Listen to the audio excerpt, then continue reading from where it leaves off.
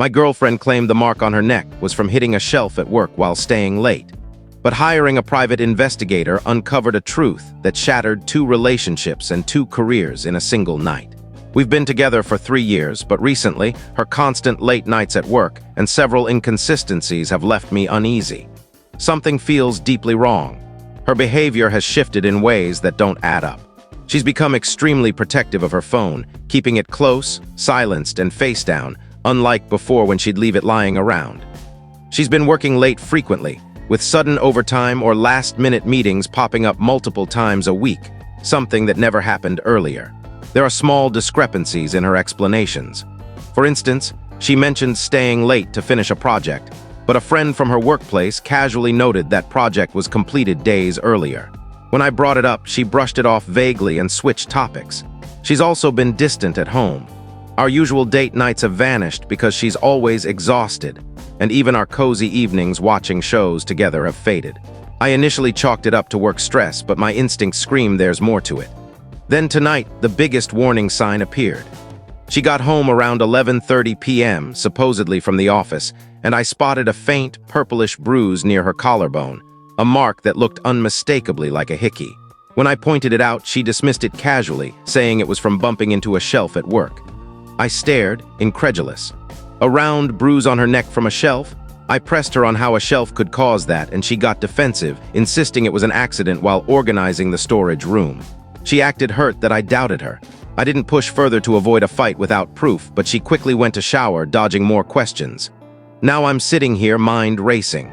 That mark screamed hickey, and her story feels absurd. With all the shady late nights, I'm starting to suspect she's cheating. The worst part? I don't even know who it could be. She has a close work friend, let's call him Mike, around our age. I've met him at a few work events, and he seemed like a decent guy. He's married. I even met his wife at a company gathering once. I never suspected their friendship, but now I'm wondering if something's happening there. She often mentions Mike in connection to her late-night projects. It could be someone else entirely, or I might be paranoid, but my gut says I'm not. I haven't snooped through her phone or spied on her. Yet. I don't want to be that person, but I also don't want to be naive. If I confront her without evidence and I'm wrong, I'll seem like a jealous fool. But if I ignore this and she's cheating, I'm the idiot. So, I need advice. How do I proceed? Should I confront her directly?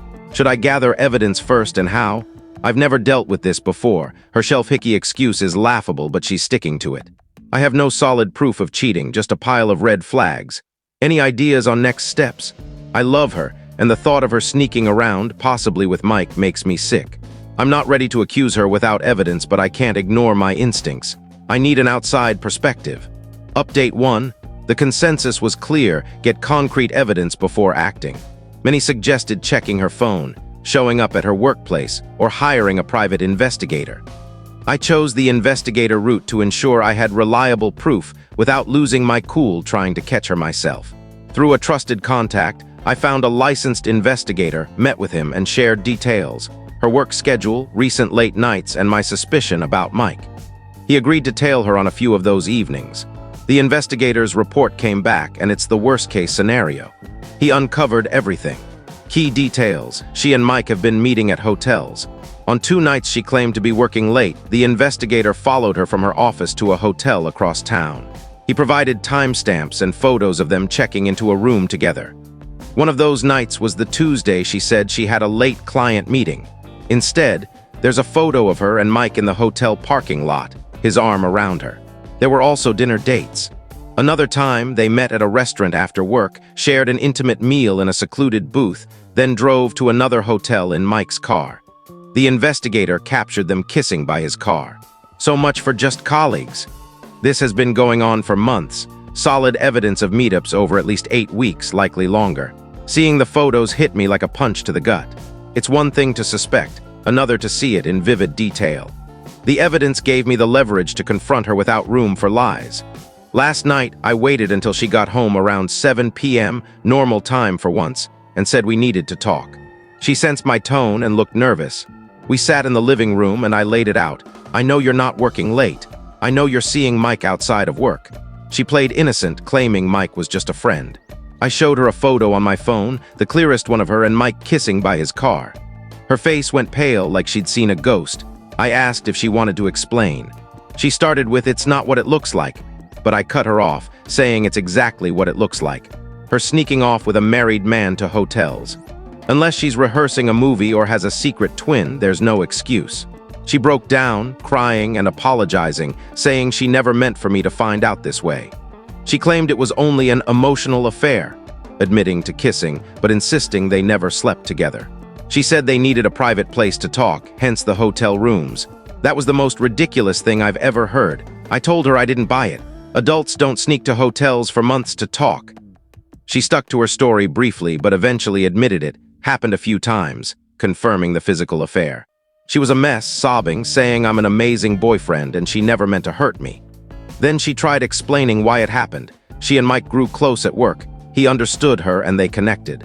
She claimed she felt lonely because I've been busy with work lately. True, I've had a heavy workload, but not enough to neglect her. I shut that down, saying loneliness doesn't justify cheating. She could have talked to me, suggested therapy, or ended things honestly. Instead, she chose to lie and cheat. She then said Mike was struggling in his marriage, and she was supporting him, which led to more. Again, no excuse. I asked if Mike's wife knew. She said no, he promised to handle it in his own time, likely stringing her along. I'd heard enough. I told her she destroyed my trust and I saw no way forward. She begged me not to decide now, suggesting couples counseling. I laughed and said counseling won't work when she's still lying about sleeping with him. I stayed calmer than I expected, probably because I'd had days to process while the investigator worked. I was just exhausted. I told her I'd stay at a friend's place because I couldn't stand to be around her. I grabbed a bag, told her not to contact me unless it's logistical, and left. I'm at my friend's place now, processing everything. I haven't officially ended things with a clear "we're done," but that's where I'm headed. I need time to cool off and sort out our shared apartment and finances. Thanks to everyone who urged me to trust my gut and get proof. You were right. This hurts, but I'm not living in denial anymore. I'll update when I figure out next steps. Update 2, I've had time to regroup and it's over. I ended things with her. Deep down, it was done the moment I saw those photos, but I needed a few days to organize my life. I went back to our apartment while she was at work, or elsewhere with friends to help, and packed my essentials. I've moved out and am staying with a friend. We're both on the lease, but I told her she can take it over or we'll sort out breaking it early. I don't care, I just want out. I took my belongings, like furniture I bought, and left the rest. She wasn't there, which made it easier. I left my keys on the counter with a note. I'll grab the rest of my stuff later, we're done. Don't contact me unless it's about logistics. Not the kindest note, but I'm past pleasantries. She's been reaching out constantly, not about logistics. She's called and texted daily, begging for forgiveness. I ignored most of it, but answered one late-night call out of curiosity. She was sobbing, saying she made the worst mistake of her life and would do anything to fix it. She claimed she doesn't know why she did it and feels awful. She said she loves me and pleaded for a chance. I listened quietly, then told her it's over and she needs to accept it. She cried harder, saying Mike used her and his promises were empty. She threw him under the bus, saying he promised to leave his wife but ghosted her after everything blew up.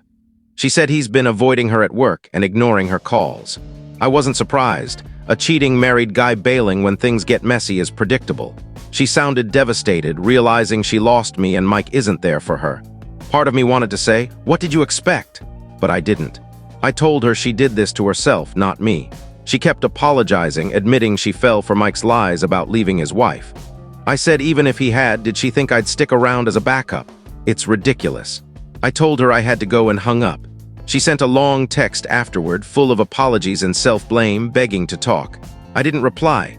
I've made it clear there's no going back. She's starting to realize I'm serious, but she's still trying. She even emailed a photo of a handwritten letter, pouring out her love and regret, saying she'll wait for me. It's dramatic and I haven't responded. On the practical side, she's agreed to cover next month's rent while we sort out the lease. I've started splitting shared accounts, streaming services, phone plan, and changed all my passwords. The logistics are going smoothly, considering. Emotionally, it's tough but manageable. Anger outweighs sadness, which helps me move forward. I have moments of grief, 3 years gone, but the image of her and Mike fuels my resolve. My friends and family have been incredible. My buddy's couch is my temporary home, and he's been great, listening to my vents and keeping beer handy. My mom knows a toned-down version of events and is supportive, if a bit. I never liked her now.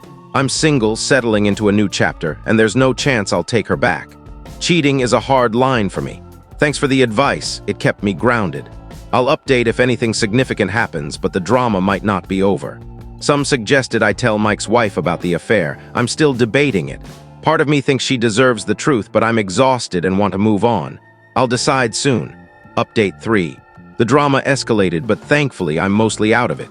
This update is about the fallout at their workplace, a chaotic but somewhat satisfying mess.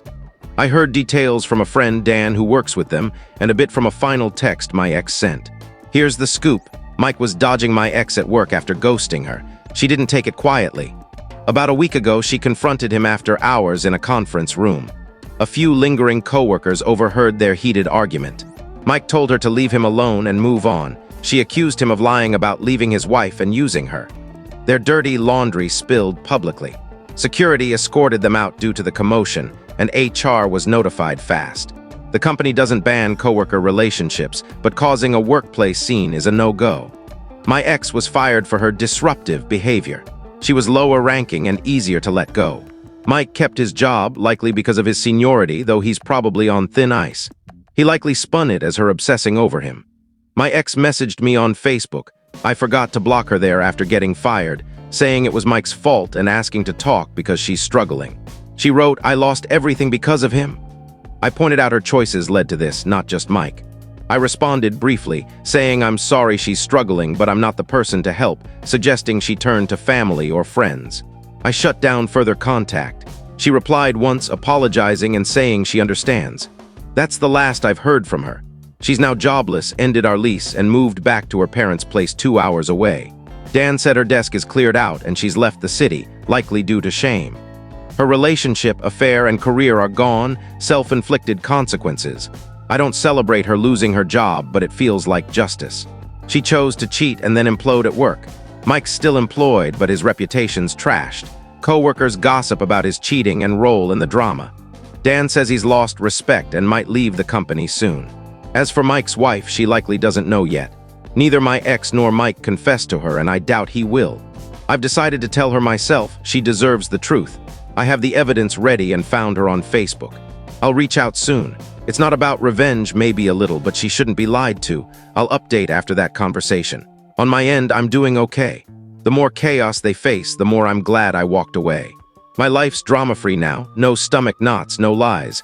I'm looking for my own apartment, grateful for my friend's couch, but ready for my own space. Friends are keeping me busy, and I'm enjoying single life. Thanks for the support. It's been a wild ride, and sharing has helped.